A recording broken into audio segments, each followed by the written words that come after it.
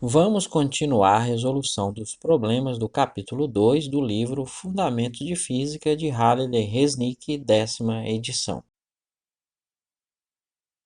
Problema 20, letra A. Se a posição de uma partícula é dada por x igual a 20t menos 5t elevado ao cubo, em que x está em metros e t em segundos, em que instantes a velocidade da partícula é zero?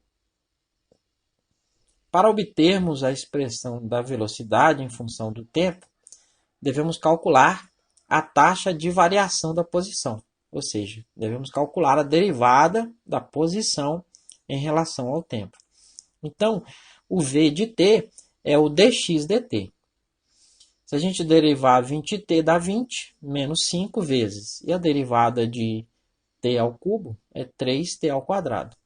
Então, o v de t vai ser 20 menos 5 vezes 3, 15t ao quadrado.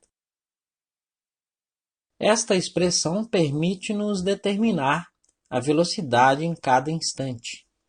A velocidade será nula quando 20 menos 15t ao quadrado for igual a zero. Passando o 20 para o outro lado, menos 15t ao quadrado é igual a menos 20. Multiplicando toda a expressão por menos 1, troca o sinal de tudo. Então, 15t ao quadrado é igual a 20. O 15 está multiplicando, vai passar para o outro lado dividindo. Então, t ao quadrado vai ser 20 dividido por 15.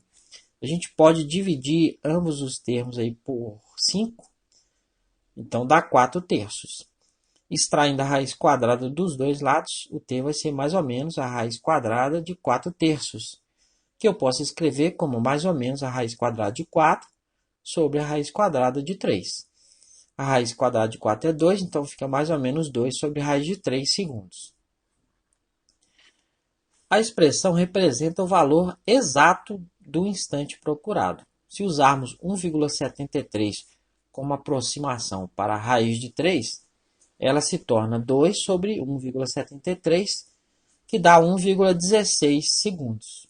Já arredondei para duas casas decimais. Letra B. Em que instante ou instantes a aceleração A é zero? Para obtermos a expressão da aceleração em função do tempo, devemos calcular a taxa de variação da velocidade, ou seja, a derivada da velocidade em função do tempo. O A de t, então, é dv sobre dt. Se a gente derivar a expressão da velocidade, a derivada de 20 é zero, menos 15 vezes, e a derivada de t ao quadrado é 2t. Menos 15 vezes 2 dá menos 30, então o A de t é menos 30t. A aceleração será nula quando menos 30t for igual a zero, ou seja, quando t é igual a zero. Letra C. Para que intervalo de tempo, positivo ou negativo, a aceleração A é negativa? Letra D. Para que intervalo de tempo, positivo ou negativo, a aceleração A é positiva? E letra E, desenhe os gráficos de x de t, v de t e a de t. Vamos esboçar os gráficos da posição, da velocidade e aceleração primeiro. Então, vamos começar com o gráfico da aceleração. A expressão que define a aceleração é a de t igual a menos 30t. Já vimos que a aceleração é nula em t igual a zero. Então, o gráfico da aceleração passa pela origem. Como a expressão que define a aceleração é uma função polinomial do primeiro grau e o termo de t é negativo, seu gráfico é uma reta decrescente e terá o aspecto mostrado. Observando o gráfico, podemos ver que a aceleração é positiva no intervalo t menor que zero e negativa no intervalo t maior do que zero. Agora vamos esboçar o gráfico da velocidade. A expressão que define a velocidade é v de t igual a 20 menos 15t ao quadrado. O valor da velocidade em t igual a zero é o v de zero, que é 20 menos 15 vezes 0 elevado ao quadrado. O segundo termo se anula, então dá 20 metros por segundo. Então, o gráfico da velocidade passa pelo ponto 0,20. Quando resolvemos a letra A, vimos que a velocidade é nula em t igual a mais ou menos 2 sobre raiz de 3. Então, o gráfico toca o eixo horizontal nestes pontos. Como a expressão é um polinômio do segundo grau e o termo quadrático é negativo, o gráfico é uma parábola côncava para baixo e terá o aspecto mostrado. Finalmente, vamos esboçar o gráfico da posição, que é definida pela expressão x de t igual a 20t menos 5t elevado ao cubo.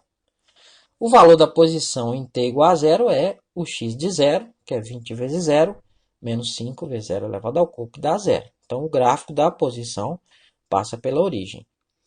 Os valores de t para os quais a posição é nula são tais que 20t menos 5t elevado ao cubo é igual a zero.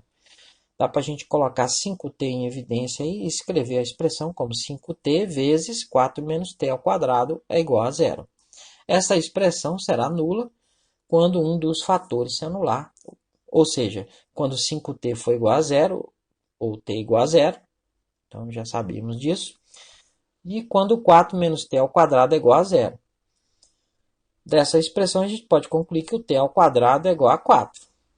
Extraindo a raiz quadrada dos dois lados vai ser mais ou menos a raiz quadrada de 4, que dá mais ou menos 2. Então, o gráfico da posição toca o eixo horizontal nos pontos 0, 0, 2, 0 e menos 2, 0. O comportamento da função para valores extremos de t é o limite, quando t tende a menos infinito, de 20t menos 5t ao cubo é igual. Já dissemos na aula anterior que o resultado de limites ao infinito de polinômios é definido pelo termo de maior grau, que neste caso é o segundo termo da expressão. Podemos reescrever o limite como o limite, quando t tende a menos infinito, de menos 5t elevado ao cubo. Aplicando as propriedades dos limites, esse menos 5 pode passar para fora do limite, então fica menos 5 limite, quando t tende a menos infinito de t elevado ao cubo.